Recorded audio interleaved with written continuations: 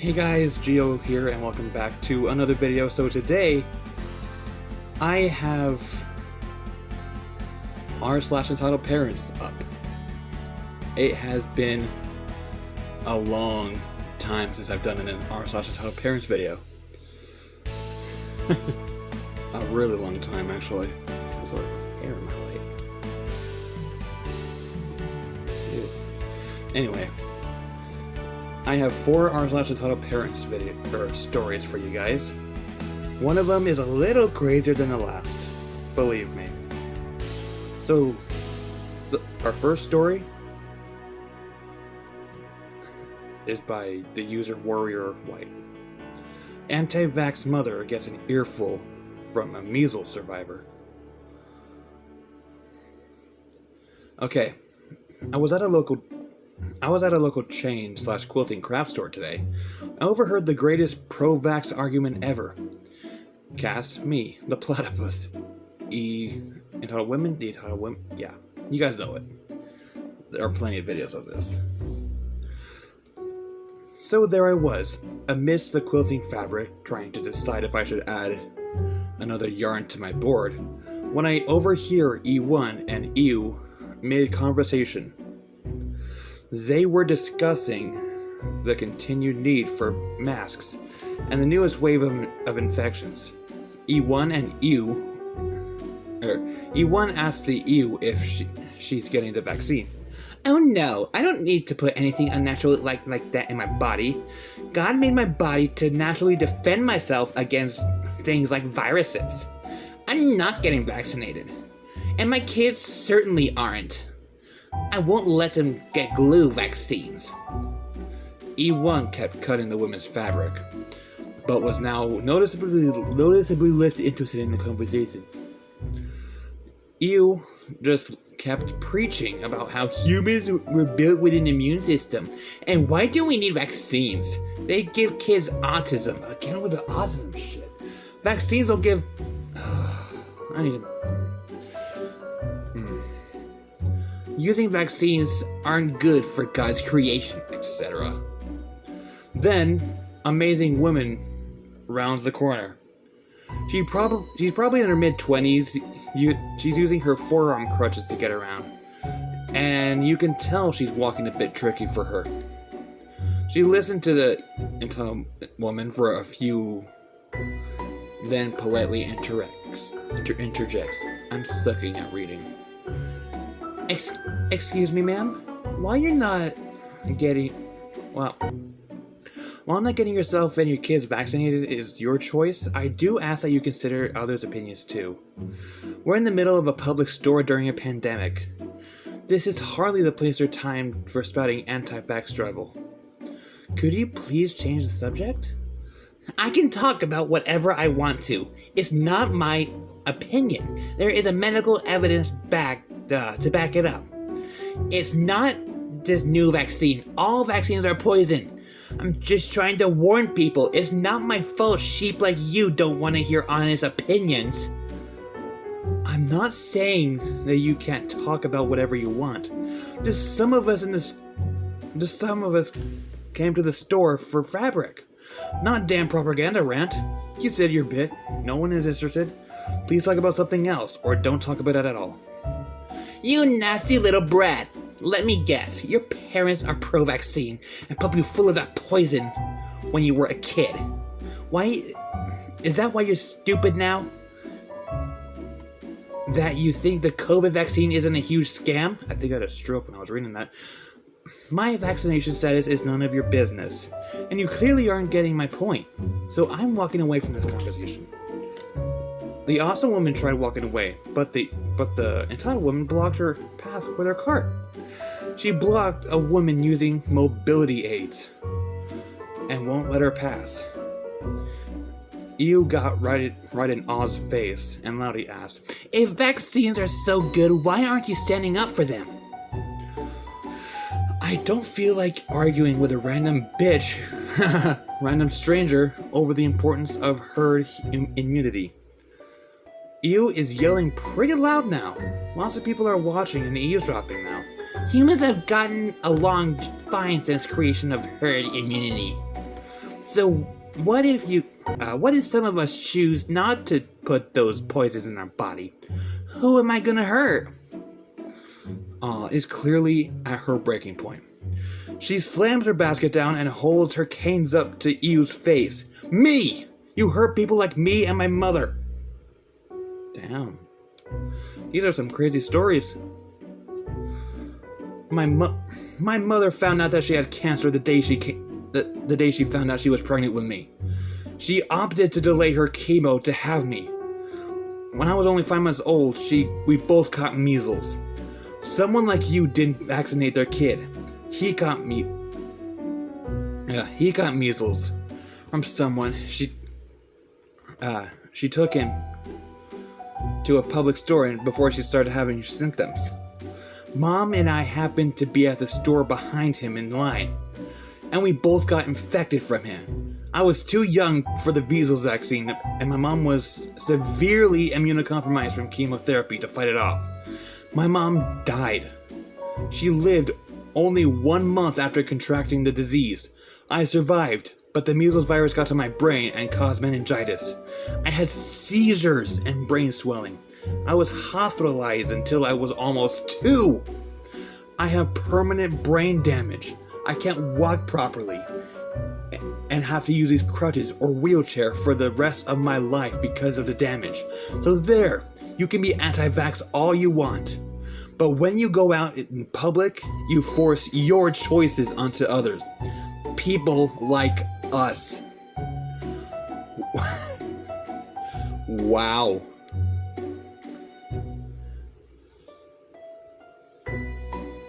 Wow. I honestly can't, I'm speechless. Holy shit. I can't believe I read that all in one shot. Almost one shot. AW shoved the Ewe's car aside and stormed off as best she could. C2 came out of nowhere and grabbed her basket of goodies and chased us after her. I saw her helping AW check out. Ewe was dead silent. She grabbed her cloth and scurried away. Some of the other customers started clapping. Some just walked off. I was in awe of everything she said. Best pro-vax argument I've ever heard. Ewe came to that store for sewing supplies, but hopefully left with a new opinion on the importance of vaccines. Stay safe, everyone. Oh my. That was honestly the best thing I've heard from any entitled parent story. This awesome woman basically chewed the entitled woman's ass out. That's what I'm guessing. Holy shit, that was awesome. Okay, the next story is a small one. Anyway, entitled mom lets her kids watch my phone and tries to take it. Oh, Lord have mercy.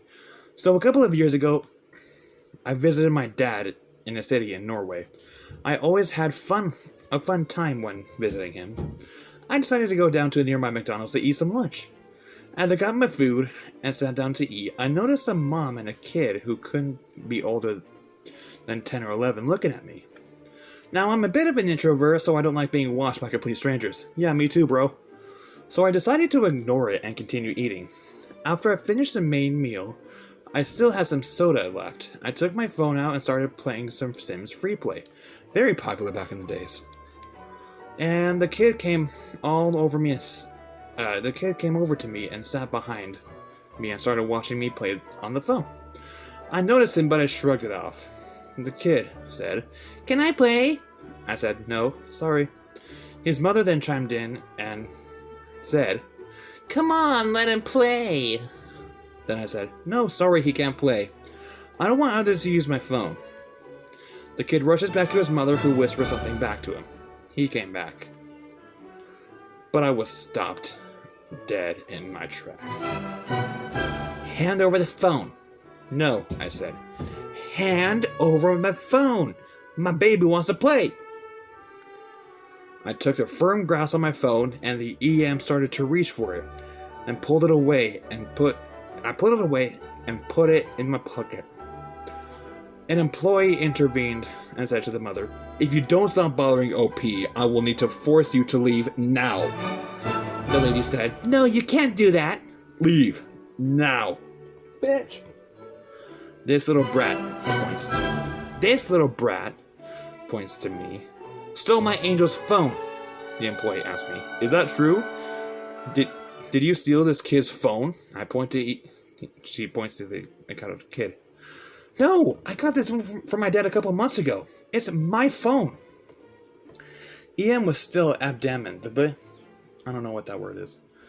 And that I had stolen the phone from the little brat. This went back and forth until the employee kicked her out of the restaurant. I never saw the bitch again. And I know this says I've never loved the woman again, but it will be funnier if he said I never saw the bitch again. Okay. But I should have read the story first, because it wasn't as crazy as the first actual story I read, but I still liked it.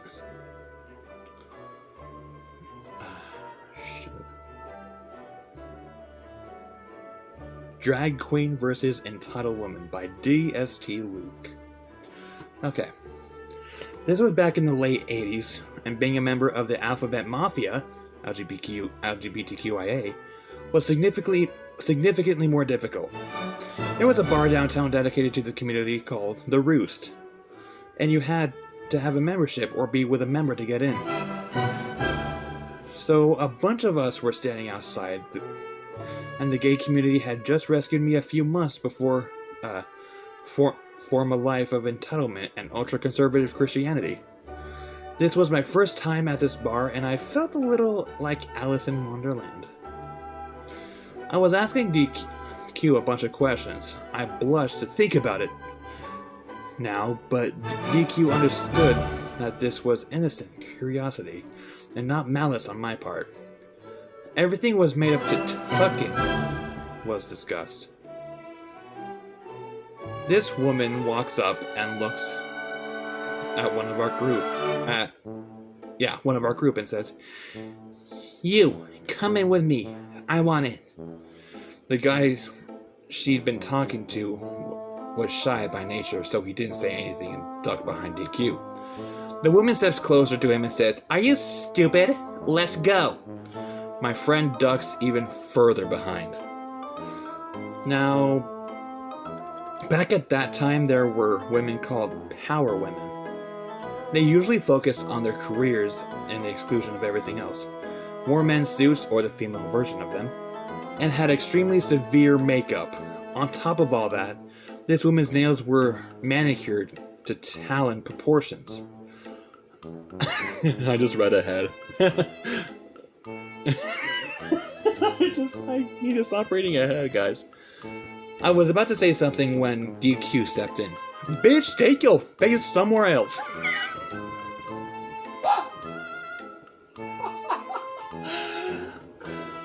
Sorry, guys. Oh my god. Oh my god, I'm immature. "Bitch, take your face somewhere else." She turns to DQ and starts screaming about how she was getting into the club. Her fiancé was in there and she was going to drag him out of that disgusting place. To which DQ responds, "Oh, I know he is, honey. He gives the best BJs."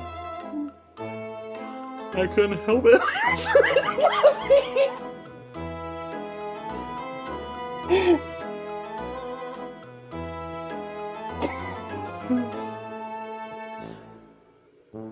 Oh my gosh. I mean, I get the trouble of what people in the LGBTQ, people in that. I'm having a stroke reading this. I mean, I get the trouble of what these guys are saying, but that's the funniest shit I've ever read. I've never laughed so hard in an r/entitled parents thing. At that, EW turns around and slaps me. Now I have a very low tolerance level, and that was not lightweight. I was extremely athletic with a curvy body. I started forward and was going to body slam the bitch into the sidewalk when DQ says, "Honey, no way you're getting in there. By now you're single. You're a single person." And oh my god. Honey, no way you're getting in there. By now, every single person in this place knows who you are, and we're not letting you anywhere near your poor fiancé. By this time, a couple of people were acting in the bouncer role to come to escort away. That was tough to read. She started screaming at DQ and how ashamed her parents must be of another very ugly stuff. To which DQ calmly said, "She looks jealous, I look better than her." "She just jealous, I look better than her." Never saw her again, and I learned so much that night. They all taught me about what it means to be true to yourself. Oh, that story honestly ended really good. Okay, let's read the last one for today's video. A wild Karen gets arrested with a felony. Ooh! Oh goody, let's see what this one has to offer. Background. I'm a 35-year-old father of 2 boys. I have PTSD due to some overseas time, and I have physical scars to match the mental scars. I have an incredible wife that knows me and knows what situations I should avoid. My children are amazing, but the story revolves around my youngest son and my service dog. Jay, my youngest son, has autism, and we share a special bond because some things set him off also, and put my teeth on edge. I have autism too. I know how that feels. Spike, my English bulldog, is my service dog. He's well-trained, lazy, judgmental, and overall uninterested in anything he can't eat. I sound just like this English bulldog. Even though I am a really good musician and I'm a good singer. I posted one of my singing videos here like 3 months ago. He's also very in tune to Jay and my emotions, and will provide a distraction when I get overwhelmed.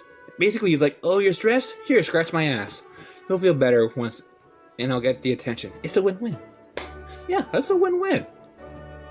The story.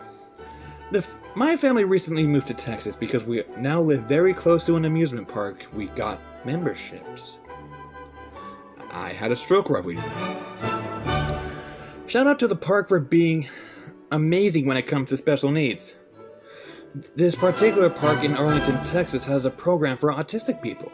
They have rooms set off aside to chill if you're overstimulated, so you can relax, go back out, get overstimulated again, and then around and around you go.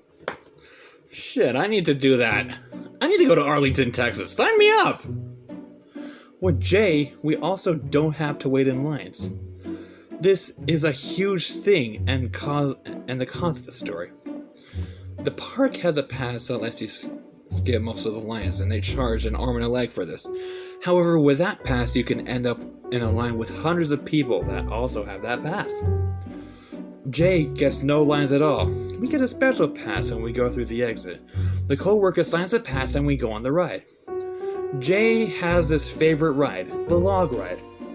There has been days that we would ride the log ride over and over and over and then eat. We also have a food pass, which we pay for, and we go back for the ride. On this day, T, my oldest, and Jay wanted to go on the log ride. So we made our way to the exit, and I left my wife and Spike in the shade because someone has to stay with him and the bulldogs. Plus ride don't mix. You guys read that right. I'll just half-ass it. As we were going to the exit, a woman started screaming at us. I have absolutely no hearing on my right side, thanks high pressure wave, so I didn't consider it worth turning on my head to listen. Now, because we ride this almost exclusively, the workers on this ride know us by name and by sight. Jay even walks to them, which is rare. We go in, show the pass, sit, and write. It's easy, right? It should be easy. This time, though, Tabitha, I'll call her Tabitha because Karen is overused, the woman that was screaming at us as we were walking in through the aisle, made her way to where the speedy pass ends, and the ride where a red shirt check her pass. Wait, what? At the ride where a red shirt will check her pass and let her go her way. She didn't even want to ride. She just wanted to yell at us about going through the exit and how we are abusing the system. Now everyone that looks at Jay can see he's in a world all his own, and wouldn't be surprised if he's literally reading the future or talking to aliens. He's awesome! Yeah, he sounds awesome! The red shirt tries to calm her down. T is getting upset because he's a normal 9-year-old and adults yelling is uncool. Jay making his excited sounds and waiting for the log to stop so he can get in. We get into the flow and we hear Tabitha screaming. The ride ends and we exit. We figured we would never see Tabitha again, but obviously, as I'm about to point out, it didn't go out this way. Tabitha appeared like a dark brother after making a sacrifice. Elder Scrolls reference. I don't do that Elder Scrolls shit. Hooting and screaming. She is screaming that just because Jay isn't...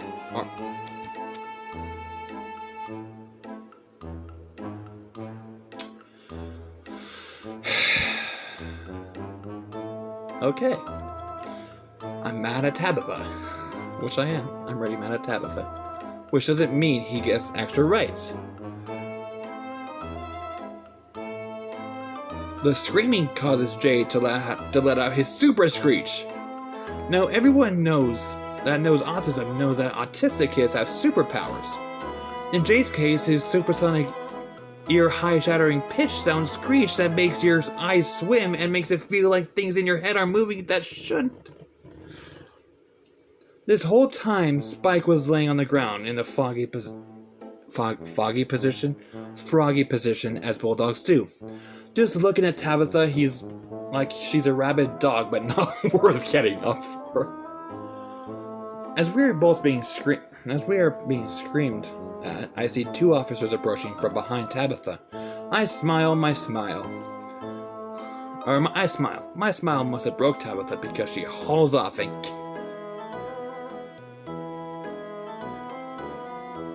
Bitch, please, if you're gonna kick my dog, I'm gonna... I'm getting pretty fucking mad at this story.